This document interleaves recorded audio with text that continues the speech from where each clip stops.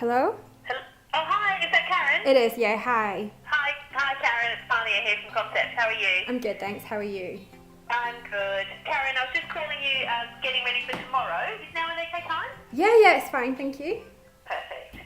So, Karen, we've got you down that you're going to have your frozen embryo transfer tomorrow, and also that you have requested to have 2 embryos back, Yep. and that your doctor has approved that as well, which is great. So we have just stored 2 embryos for you, and both of them have stored well, which is good. So no worries with that there. You still have 1 embryo in store, but I don't think we're going to need that in this cycle because these 2 both look fine. Okay. So if it's all right, what I'm going to do is just put you on hold for a second. I'll grab one of the nurse coordinators and they can let you know what time you'll need to be in tomorrow. And just let you know that every obviously we'll check your embryos quite early, just make sure they're fine. If for some reason one of them's looking very poor, which is unlikely, but if that's the case, then we would store that other embryo that we have stored so you can still have 2 replaced. Okay, brilliant. That sounds great, yeah.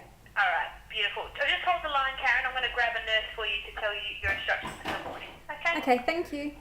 Thanks. Bye. Yay! Both embryos looking good. That's a relief.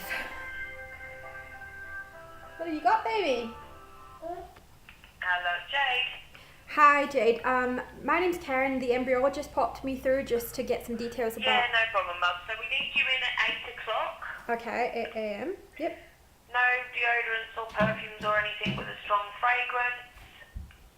Yep. And you need a half full bladder. So go to the toilet before you leave home, Karen, but then not once again once you're at Concept. Okay, sure. No problem. All right, love. Okay. Okay, see you then. Tomorrow. Bye. Bye. Yay, looks like we're all set. And 8 a.m. isn't as early as last time. I think last time they had us there for, I don't know if it was 7 or 7:30, but crazy early considering that we have got, you know, a good 2, sometimes 2.5 hour drive if we hit traffic.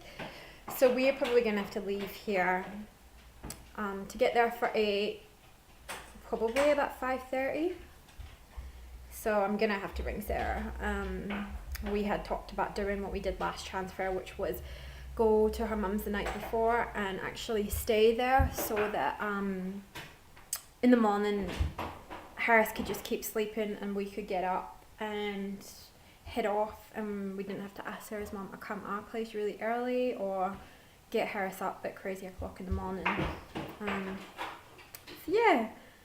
Whew, starting to feel a bit more real now. I've been really struggling this cycle just to, I don't know, just to like remember even that we are in the middle of a frozen embryo transfer. I keep forgetting stuff. Like last night I forgot to take my progesterone and I had to take another one this morning to try and make up for it, but I just completely forgot because in the lead up to Christmas and with so little monitoring and stuff like that this cycle, I'm just having a hard time remembering that we're even doing it.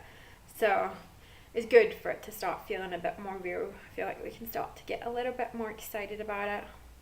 And that, incidentally, is the first time that anybody has actually told me that we won't need another cycle because our embryos look that good. I mean, she could just be saying that, but it's so nice to hear even if she is, because nobody's ever said that to me before.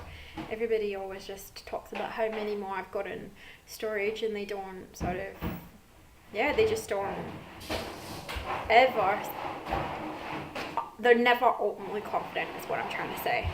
Getting my words here. But yeah, baby boy night, the pantry's open because I was in the middle of writing a shopping list to go and get our weekly shop. What are you doing, baby boy? What is that you got? Daddy. Who's that? Daddy. Who is it? Daddy. Harris, yeah. Oh, don't touch. Look at the screen, Daddy. Who is it? Can you wave? Hi. Little kisses? Mama. Mwah. So, transfer day. Again. Again. What is this? Frozen Embryo Transfer number 3? Is it? This is the third one in a row. Yeah, I think this Yeah. is the third Frozen Embryo Transfer number 3, and Embryo Transfer number 5.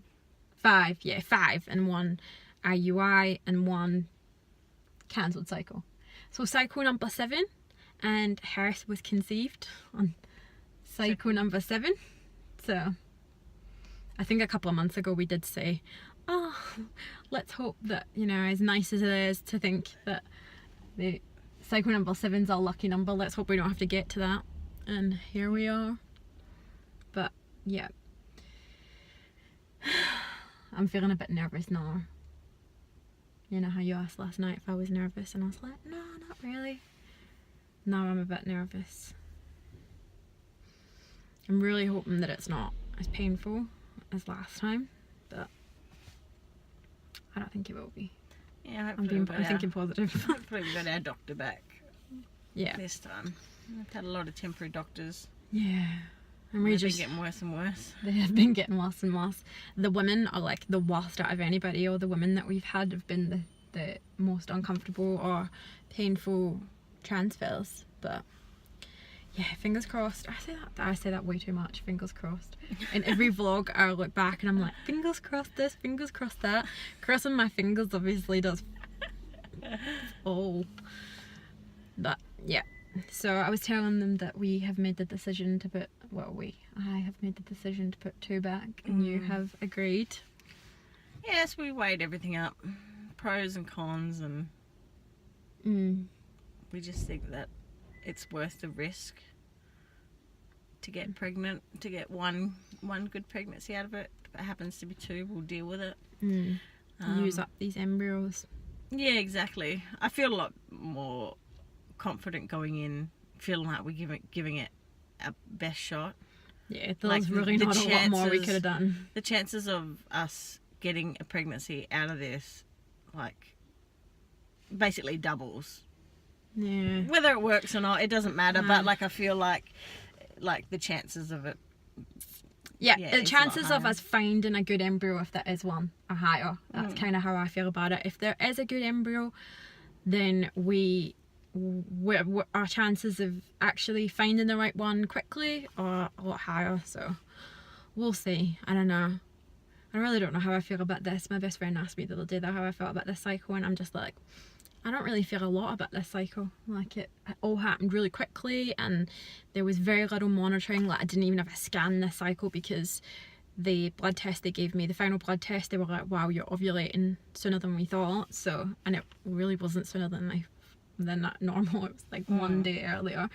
But yeah, anyway, so there's been such little monitoring and stuff to do this cycle that I just really haven't thought about it much. And even now we're here, like, I feel like if they're gonna pop this embryo back in, and then we've got such a busy couple Next of weeks yeah. that We'll probably forget. yeah, which is probably a good thing. At least then I probably won't be stressing out about it, and I'm determined this time that I'm not gonna feel strongly either way. Like, I'm not gonna symptom watch as much as I can help it. Obviously, if I can't help it, I can't help it. But I'm gonna try to just forget about it as much as I can and just see how we go. So, a lot has happened since that last clip that I filmed, so I thought it was about time that I grabbed a coffee and sat down to try and update you guys. So let's start. Basically, Sarah and I decided, as per usual, to test at home at 9 days post 3-day transfer, and that was on Sunday. Today is now Friday. And so we got up that morning, took the test as we always did, and did film it. However, straight afterwards realised that my camera wasn't actually recording, so we didn't manage to capture any footage of us taking that first pregnancy test. But it was a stark negative. There was just nothing there, and of course we were really, really disappointed again, and kind of ruled this cycle out completely. Just thought, okay, well, we will take an enforced break over Christmas, and we will rethink, next spring, March, April, Australian spring, and maybe try again using Sarah's embryos. So we're pretty sad for that day, but we went and took Harris to see Santa, and just tried to get on with things and tried to just do and have a fun day with Harris. So the next day when we woke up, that was Monday. Oh yeah, the reason that I didn't want to test on 10 DPO or 11 DPO was that I was working Monday and Tuesday, and the last couple of times when we've tested days that I've been working, it's been really difficult to get up and go into work and try not to be emotional. Like we get up and I've literally only got an hour between testing and having to be at work and get Harris ready and stuff, and it just leaves me emotionally fried for the whole day. So I just didn't want to do that. I thought, let's test a day earlier than we would have anyway, and it should still be pretty accurate by then, and at least that way I'll have the day to sort of process before having to go back to work. So that's why we did that. But on Monday, at 10 days post 3-day transfer, I decided just to take another pregnancy test anyway, just in case. I just thought, why not? I have one here, I'll take one. And I could not believe it when I seen a squinter of a line. And I mean, like, I was like, am I imagining this, or is there a line there? But I sent Sarah a picture, I sent my best friend Maya a picture, and Sarah kind of was like, isn't it? But Maya, who's pregnant herself, said that is definitely a line. But then of course, sorry, I'm letting Harris watch a little bit of his iPad so that I get 5 minutes peace. But yeah, of course, by that point, I'm 10 days past 3-day transfer and thinking, that's not right. It shouldn't be that faint by this point. That embryo has been in there for like all this time. It's not quite right that I'm getting such a faint positive and so late. So it just kind of been even more confused and almost even more upset, because I was like, this is just ridiculous. If I'm having another chemical pregnancy, then like that is just crap at this time of year. But anyhow, I waited, and the next day I took another pregnancy test, and the line was a little bit darker again, but still fairly faint, but definitely like visible this time without having to squint at it. And that was the day of my beta. So I went and I had my blood drawn locally and waited for them to bring me back that day. And when the nurse brought me back, she pretty much confirmed what I thought. She said that I was pregnant, but my beta was only 14, which at 11 days past 3-day transfer is really, really low. She kind of, I think, just tried to prepare me for the worst. She said, I have seen pregnancies, healthy pregnancies and healthy babies result from betas this low at this point, but it's pretty unlikely and pretty unusual. So she wants me to wait until Saturday to get another blood draw, which, considering it was Tuesday when I got my beta done, I was like, it's so hard to wait that long. Plus, if I'd had it on Saturday, it would have meant another trip to Perth, and I wouldn't have been able to have it done locally. Which at the time I was like, oh, I don't want to do that, but forgetting that I'm actually going to be in Perth on Saturday. But anyway, I managed to talk her into letting me have a beta done on Friday, which is today. So I have gone and had my blood taken again this morning, and I'm just waiting for the clinic to bring me back and tell me what my numbers are looking like now. I have been taking a pregnancy test every single day, and the lines are getting steadily darker, but I'm just really struggling to have any hope. I actually don't want to have any hope, because I feel like it's just constant crashes, like constant disappointment, and I'm not sure how much more disappointment I can take at this point. So it's easier for me just to believe that this is going to be another chemical pregnancy, and sooner or later I'm gonna miscarry this little embryo, and the betas and the HCG will begin to drop. But I think Sarah has a little bit of hope. I think for once she's the really like hopeful, actually no, that's not true, she's always the hopeful one, but yeah, right now I think she's flying the flag for hope, but I'm just trying to be realistic about the whole thing. But anyway, I'll show you what my pregnancy tests have looked like over the last few days, and I'll let you guys know the HCG results from the clinic call this afternoon. These are the pregnancy tests as I've taken them, and bear in mind the lines have got a little bit darker because they've been sitting there for a little bit. So now you can quite clearly see a line at 10 days past 3-day transfer, where in reality within the 3 minutes it was a lot fainter than that. And then at 11 days past transfer it got slightly darker, and you can see that it's just been getting darker each day.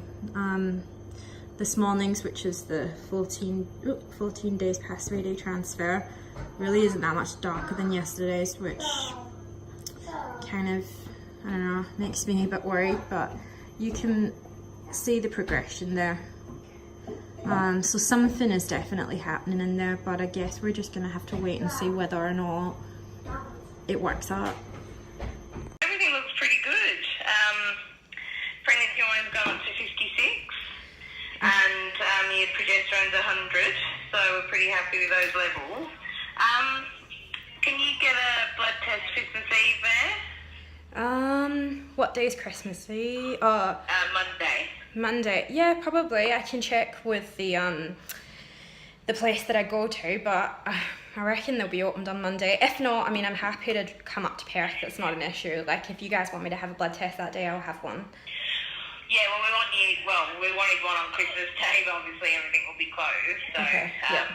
yeah, we'll change it to Christmas Eve, so if you Okay. can get one done then, that'd be great. Don't stop anything, carry on, Yeah. and have another blood on Monday, my love. Sure, but Okay. nobody's worried about it? Like, it's... No, Dr. Notley was quite happy about it, so Okay, awesome. That's brilliant Yeah. news. Thank you. yeah, it's good. Yeah.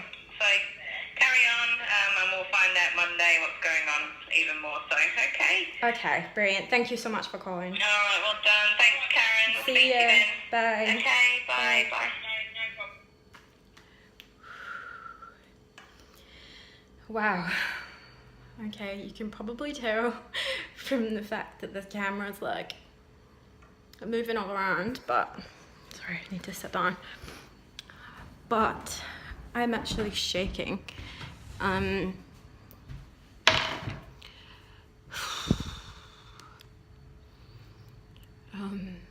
I actually can't believe that.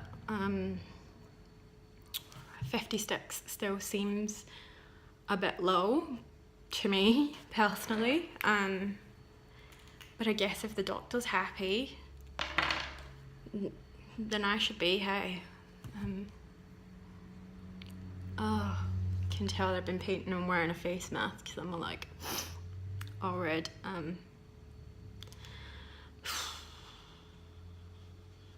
I just genuinely don't know what to think or feel at the minute about this cycle.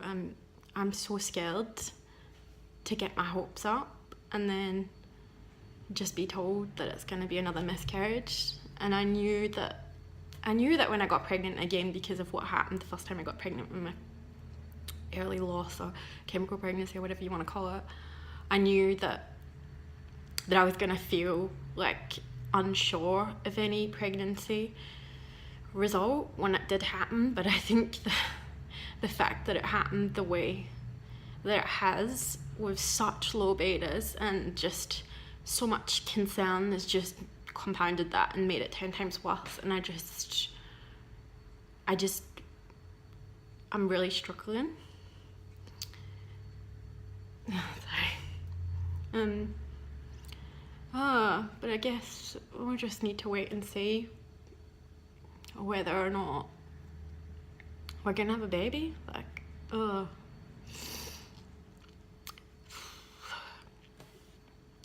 But I guess at this point we can say that I am pregnant with baby number 2, and we are hopeful. So it has been a couple of weeks since I filmed that last clip, and I hate to say that the news for this cycle isn't great. After filming that and being told that my HCG had gone up and then thus being quite positive about how things were looking, I had another blood test on 24th of December, so Christmas Eve, and the nurse phoned me then to tell me that my HCG had dropped right down to, I think it was like 20 something, and that I should basically stop all progesterone support, and that I was gonna bleed, and that the pregnancy just wasn't gonna be viable. Really wasn't the best news to get before Christmas, and I think I was actually more angry than upset. Like, we'd kind of already grieved that pregnancy a bit when the HCG was so low, and I was having such a hard time sort of accepting that everything might be alright, even when that's what they were telling me. So I was obviously upset. Obviously I was upset, and obviously it hurt a lot to have yet another either chemical pregnancy or early miscarriage, however you want to look at it. But yeah, I think I was just more angry than anything else. I was angry that this was cycle number 7 that hadn't worked again, that this was the last try with my own embryos, that we got so close to working and hadn't worked again, and that, you know, I had been so reluctant to do a cycle at that time of year because I really, really just wanted to enjoy Christmas with my little boy, and yet again, here we were, sitting waiting to miscarry through Christmas. So I think at the time I was just more angry than anything else, and like it took a little while for me to deal with those feelings and feel a bit better. But yeah, basically they told me to stop my progesterone and just wait to let nature take its course, and I actually didn't start bleeding until I think it was the 27th or the 28th of December. So it took a little while, and that was pretty rough. Like, that was a pretty rough time, just waiting to miscarry and knowing that it could happen at any moment, but it taking so long. Yeah, it just felt a bit rough, especially at that time of year. But we are all good. We have just really been trying to take some time for us. My sister flew out on the 27th of December, and my mum got here on the 28th. So we have been having just a great time for the holidays with them. Like, it's been really nice to just have their support and just be able to sort of not think about trying to conceive for a bit and not think about everything that's happened. Like, I think that once they go, Sarah and I will definitely probably feel this a bit more and maybe start to process what happened a bit more. But yeah, until then, like, we are really just trying to live in the moment, and we have had some other pretty exciting non-TTC related things happen over the break, which I will probably share with you guys in my next video, so just watch out for that. But we've definitely had some stuff to look forward to, and I think once I share that news with you guys, you will understand a bit more about why I was reluctant to be going through all this at this time of year, and also a bit more about how we've been able to just try and put it on the back burner, the like grieving for now. So yeah, we have had a really strange and really up and down couple of weeks, like a lot of lows and a lot of really high highs. So it's been eventful. I think that might be the best word. But as I said, we do have some really exciting news, and I will be putting out a video really soon to let you guys all know what that is. So I guess I'll see you then. Bye.